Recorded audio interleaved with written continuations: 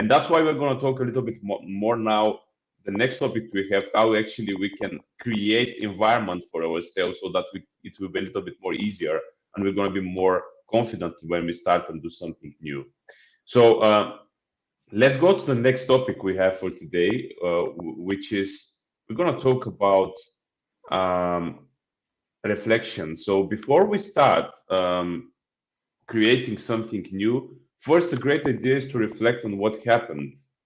We're going to talk about this year, so what we're going to create, how we're going to start anew this year. So what we're going to try now with Tassos is to make a short reflection on what happened last year. So what we learned last year, what was the good things we accomplished last year, what we what we lost last year, all of these things. So which are going to create this kind of place, environment, which is going to help us to create intentions after that, and how we can actually go through with that intentions. So I'm going to give the word to Tassos to start with his reflection for actually what happened. You can do it for the last year, you can do it the last 2 years. I mean, the way you feel like is the best for you. Yeah. Thank you so much, Dimi. I love this thing that you're saying. Starting from the learnings of the previous year, because the learnings give us clarity and give us confidence and give us perspective also for the new year. Yeah. So I had some very important learnings in 2021, continuing with this inward journey that had started by the end of 2019. The first learning was to treat myself and others in the world around me with respect, kindness, patience, and understanding.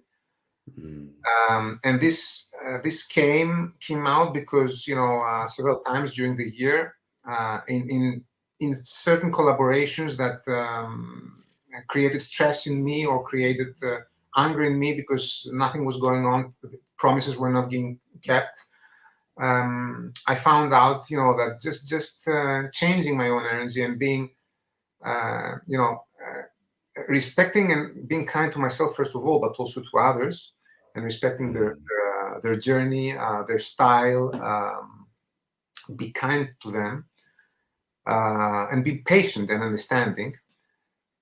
This, opened doors, and eventually things that were stuck started being in flow. So this was the first learning for me. The second learning, and possibly the biggest of all, was that I found out that unconsciously I had this need to be approved by others in my life. And probably from this came my biggest win in the previous year, that I felt complete without the need to be approved and without the need to accomplish anything, just by being me, basically. Another very important learning is to accept others as they are and not as we want them to be. And this had to do with my expectations of people. I always had high expectations of myself and of others, especially of the people that my loved ones and the people that surrounded me. But then expecting others to be like you want them to be is not accepting them. So this was a great learning for me, accepting the others as they are and not as we want them to be. And the final one was to appreciate everything, expect nothing, and be open and spacious, and welcome any experience in my life, because any experience, no matter how difficult it may seem, can be a great teacher for us, and can help us start anew and expand our awareness. So and these were in short the learnings of 2021 for me. So what was some of your accomplishment in this year, in your opinion? Maybe 1, 2, 3 Well, the greatest accomplishment in this year was the fact that continuing with this inward journey of change, of personal change and of professional change that started by the end of 2019, the beginning of 2020, I continued my inward journey, and I started to become more present in every moment. I started to be more present with others, more present and more connected to myself. So, oftentimes we go out for a friend with a friend for a beer, or because of COVID, we cannot do this very easily. But then we talk to others, through Zoom, like we're doing now, and we don't have the time, to spend to ourselves. So this was a great opportunity to dive into myself, connecting to myself, and continue this inward journey. And this helped me to create some new habits in my life, some new healthy habits. And these healthy habits created flow in my life. And for example, I started the habit of waking up every day. I have a morning routine. Okay, so the morning routine is half an hour stretching or yoga exercises and half an hour meditation, and then I take the dogs out for another half an hour. And then before breakfast, I do a small cleaning of the house. It takes a quarter because I have 2 dogs in the apartment. So this morning routine, doing it every day, helped me to create new habits that were difficult for me to have created in the past. And it could be small things like reducing the content of the caffeine that I had, or not drinking even a glass of wine at night in order to sleep better, or reading a book. I love books. I have a library with more than 100 books, and in the last 20 years, I had the difficulty in reading the books because I started the book and I stopped it. So now, I created a habit that I devote half an hour every day to read a book. So a lot of new habits were created in this year. Wow. So Tassos, I mean, I just wanted to share with you guys that you can hear that the accomplishments Tassos has, they are big one and small one. So there are many of them, and they are different sizes, but all of them are important. Because, for example, the habit of reading half an hour a book sounds, in the beginning it's like I'm small, but it's not, because if you put that for a year, you can see how many hours you're reading and how much more information you get in your life based on where you want to develop yourself. So thank you, Tassos, for sharing. I'm going to share also that when I reflect back the last maybe 1.5 years, I'm going to say 1.5 because there are many specific big changes in my life which happened like in the middle or towards the end of 2020, and I put this 1.5 year together for me. Some of the big things which happened and lessons which I learned is that we cannot the first one is definitely that we cannot expect other people to love us and to give us the love we are needing. Like we just want to learn how to do that for ourselves.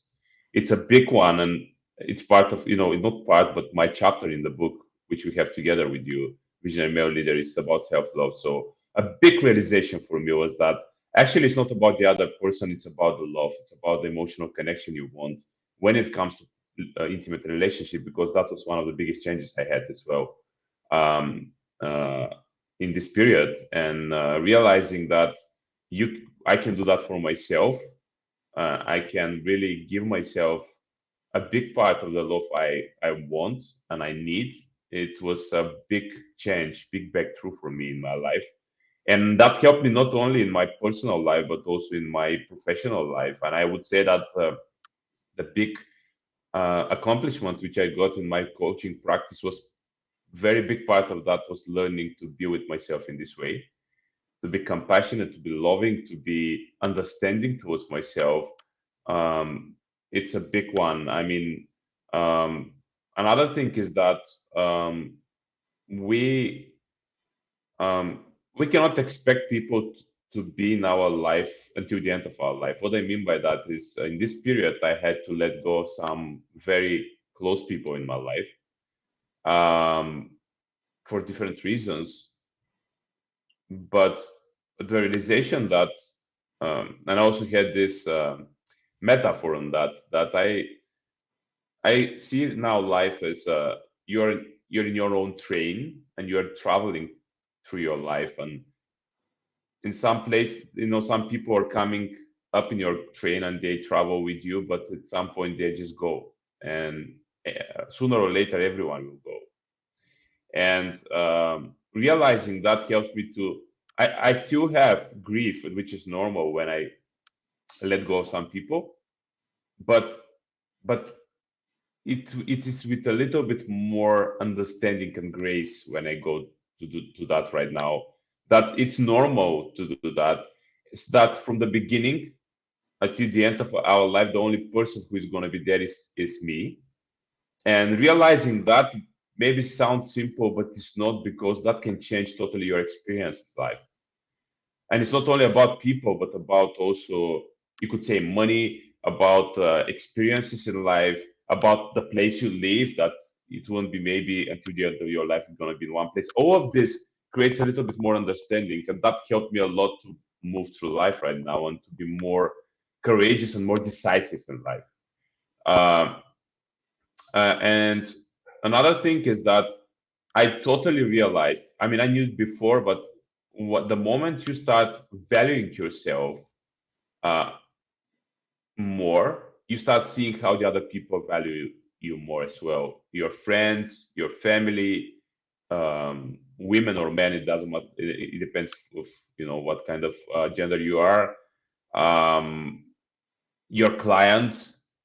Um, I could raise my fees several times last year just because of that, because I got a little way more appreciative towards myself, which was really helpful. And that was one of my biggest accomplishments, that I could really go to the next level of my practice when it comes to net worth and money which I made from that. And that was the reason for that, was that I started seeing myself as more valuable, and I started getting more in the place that I realized every time, not every time, but I realized more and more my value as a coach, my value as a man, my value as a human being in general. So what I'm trying to say with the last one is that, guys, sometimes it sounds really uh, not practical when we talk about self-worth, self-value, self-esteem, but it's very practical when it comes to our life, because once we do that, the practical stuff in our life start changing. And that's super important to realize, because I'm in my intention part, I'm going to talk more about this again, but yeah, that was very important. And one another accomplishment which I can say from the last year was definitely that I could really learn that I can be really okay alone. I don't have to have anyone with me in life when it comes to intimate partner. But the reason to want intimate partner right now changed than before. Before, um, it was more about, I feel I might feel a little bit lonely myself. I have some needs which have to be fulfilled. Now it's more about, with my new intimate partner, we are gonna grow together. We are gonna become more of the best version of ourselves when we are together, because we're gonna help each other to speed up the process. And that's different motivation, right? It's not coming from a place of lack, but it's coming from a place of abundance, from a place of, yes, I can do it myself, but with a partner we can do it a little bit faster, and maybe it will be a bit more fun. So that's some of the things which I want to reflect. And as I said, I had also a lot of failures in this year, failures of really getting some clients which I wanted to get, failures of going out with some girls which I wanted, failures with creating a partnership with some people. As I said, I let go some people from my life. That was kind of failure, but actually, when you see it from a side, you see that it's more of learning than failure, right? Uh, so uh, So that's another learning from reflection from my side, that I saw more and more that there are no failures, but there are only lessons. And when you see it like this, you are really excited to try new things, because you know anyways you're going to get something out of it eventually. So yeah, that's my reflection for 2022, or a little bit before. I love these reflections and these lessons, Damien. And I just want to say a couple of things for the last two that you mentioned. It's so true that when we want to fill a void space that we have inside, because of a lack of need, then we keep wanting something, chasing something, and this creates stress, and eventually we will never going to find what we want in order to feel calm and complete inside. But from this part of love and abundance that you mentioned, is that you feel complete already inside without needing to do something, and then resting knowing that being with a partner will bring synergies, and will proliferate this feeling, and this contribution and collaboration between the two. So it's something Absolutely. love and abundance, and I love what you said about that. Yeah, it's love and abundance, exactly. And also the reflection about failures. Sometimes we tend to label things, and when we label things, our mind gets used to this label, and subconsciously it creates a feeling. So if we label something as a failure, the feeling that is created is that I'm not good enough, that I cannot achieve that. So putting this label aside and just reframing failure as a life experience and as a learning, as a message for us of how can we reframe that, and how can we be in something similar in the future, and what can we learn from that? Then we are always again from a place of learning and creating a positive feeling and moving forward. And we're not letting these experiences block us. We're using these experiences to fuel our impetus and move us forward. Absolutely, that's very well said, man. Thank you for sharing that reflection of my reflection.